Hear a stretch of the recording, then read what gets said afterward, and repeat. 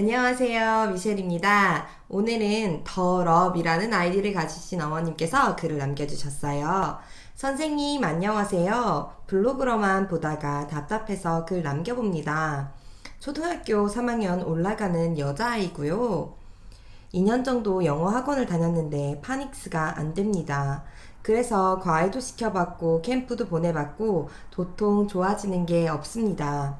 다니는 학원을 나와 한 달 정도 쉬면서 다시 테스트 받았는데 2단계 밑으로 내려왔네요. 어떻게 해야 좋아질 수 있을까요? 2년의 영어 학원을 다니고 파닉스가 안 되는 3학년짜리 여자아이라고 이렇게 정리하면 될 것 같아요. 근데 파닉스가 안 된다는 것은 모든 단원을 다 읽지 못한다는 건데 사실은 그게 굉장히 당연한 거거든요. 파닉스가 안 되었다고 오는 아이들을 보면 되려 파닉스가 굉장히 잘 돼 있어서 못 읽는 경우가 더 많아요. 무슨 말이냐 하면 아이들이 처음에 파닉스를 배울 때 A는 에 소리가 나. 그래서 A 소리, 에 소리가 나는 애플이라는 그 사과 그림을 보여주면서 A는 에 소리가 나니까 이건 애플이야 라고 A가 에 소리가 난다고 배우거든요.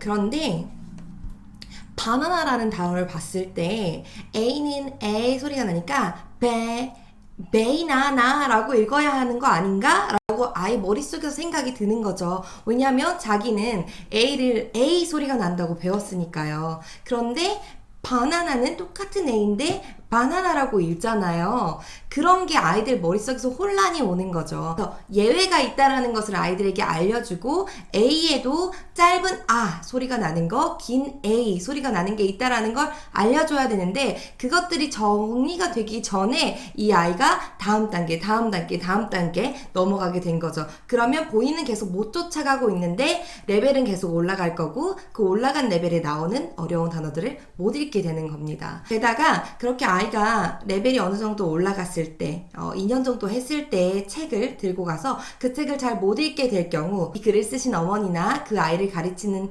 선생님들은 반응이 얘 2년이나 배웠는데 파닉스를 못해 어떻게 우리 아이는 영어를 못하나 봐 라고 생각을 하시거나 와 학원이 못 가르쳤구나 이 선생님이 2년이나 우리 애를 이렇게 망쳐놨구나 라고 핑계를 대게 됩니다. 그런데 그런 것이 아니라 그런 거죠. 이 아이가 융통성이 없었던 거죠. 이 아이가 융통성을 만들기 전에 그 레벨이 넘어갔다라고 생각하시면 조금 편하실 것 같아요. 그리고 또 하나 중요한 것은 이제 아이가 3학년이잖아요. 3학년인 또래 아이들을 보기 시작한다는 겁니다. 그래서 또래인 3학년 아이들이 영어 진짜 잘하는 아이들은요, 원어민처럼 영어를 해요. 심지어 아이들이 이제 학교 선생님들의 발음을 가지고 저 선생님 영어 못해 라고 말하기도 하거든요. 그런 3학년 친구들을 자기가 보게 됩니다. 근데 자기가 파닉스를 하고 있다거나 파닉스 책을 가지고 다닌다거나 자기 집에 파닉스 책이 놓여 있다거나 파닉스를 하는 반이 있는 학원을 다닌다거나 하는 게 이런 걸 피어 프레셔라고 하는데 동감인 아이들에게 느끼는 열등감을 느끼기 시작합니다. 그래서 아이가 영어가 싫어지게 되는 거죠. 그래서 3학년 정도 되는 아이에게 파닉스 책을 계속 파닉스를 뗄 때까지 하는 건 전 의미가 없다라고 생각이 들거든요. 친구들에게는 파닉스 책만 하는 것이 아니라 다른 또래 아이들이 하는 책 플러스 파닉스가 들어가 있는 책을 낑겨서 이 아이 본인도 눈치 못 채게 계속 파닉스를 해주는 게 중요합니다. 꼭 7살 때 파닉스를 뗀다 이러면 정말 좋겠지만 그렇지 않다라는 거 우리 애만 그렇지 않다라는 걸 뭘 보고 알 수 있냐면 이제 렛츠고라는 렛츠고라는 책이 있어요. 굉장히 유명한 회화 교재인데 그 렛츠고란 교재는 6권까지 있어요. 그런데 이 6권의 교재에 전부 다 파닉스를 하는 부분이 있어요. 그러니까 이 아이가 6권까지 하게 될 때까지 파닉스를 계속 중간중간 넣어줬다는 거죠. 한국에서 영어를 배울 때는 파닉스를 떼고 1학년 교재를 떼고 2학년 교재를 넘어가고 이렇게 배우잖아요. 근데 오히려 원서 같은 교재들을 다 보면 이게 다 한 책에 모든 게 다 들어있어요. 외국 초등학교 3학년 애들이 보는 교재를 보면 그 교재에 외국 애들은 영어 되게 잘할 거잖아요. 자기 모국어고. 하지만 그 친구들 교재에도 파닉스가 들어있다라는 거죠. 그래서 우리 아이만 그런 게 아니고 아이가 2년이나 배웠는데 못하는 게 아니고 단순히 이 아이가 왜 못하는지를 못 찾아냈기 때문에 그게 반복되는 거거든요. 그리고 이미 아이가 이 자기가 못한다는 거, 칭찬만 해줘도, 매일매일 칭찬만 해줘도 듣기 싫어요. 그런데 맨날 못한다고 하는데 그게 하고 싶겠어요? 더군다나 아이인데. 그래서, 일단은 첫 번째 제일 중요한 거는 어머님의 인내심인 것 같고요. 또 두 번째는 못하게 됐는지는 이제 아셨으니까 그걸 끌어줄 선생님 또는 학원을 찾아보시면 이 아이가 천천히 생각보다 금방 그 파닉스라는 문제를 해결하실 수 있을 것 같아요.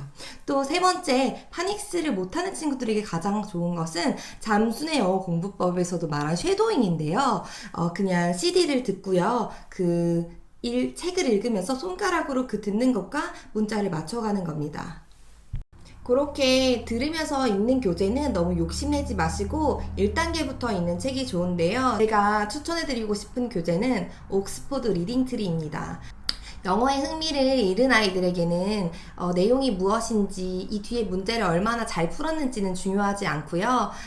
그 아이가 힘들지 않게 매일매일 반복해서 요것만 읽으면 돼 라는 거를 그냥 매일매일 규칙적으로 해주시기만 하면 돼요. 그래서 본인이 A는 아야, A야, 어야 이런 소리를 본인이 이렇게 규칙을 만드는 것이 아니라 읽다 보니까 A라고 읽을 때도 있고 어라고 읽을 때도 있고 라고 읽을 때도 있구나 라는 것을 본인이 생각을 할 때까지 많이 읽히면 됩니다. 아까도 말씀드렸지만 너무 오히려 규칙적이기 때문에 이 친구가 못 읽는 것일 수 있거든요. 대부분의 아이들이 그렇고요. 그래서 아이가 읽는 것에 흥미가 생기면 가장 눈에 띄는 변화가 뭘 자꾸 읽으려고 합니다. 간판 같은 거, 예를 들면 현대라던가. 그럼 이것은 하이윤대라고 읽지 않고 왜 현대라고 읽어요? 라고 물어보기도 하고요.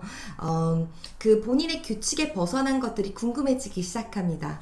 그러면 그때 하나씩 단어를 추가해주고 이런 예외도 있구나. 영어는 굉장히 융통성 있는 단어다라는 걸 아이에게 알려주시고 읽지 못해도 괜찮다라는 걸 알려주시면 이 아이가 자신감도 생기고 어머님의 걱정도 덜 쓸 수 있을 것 같습니다. 대답이 도움이 되셨길 바라면서 궁금하신 게 있으시면 또 남겨주세요. 오늘도 시청해주셔서 감사합니다. 구독과 좋아요 눌러주세요.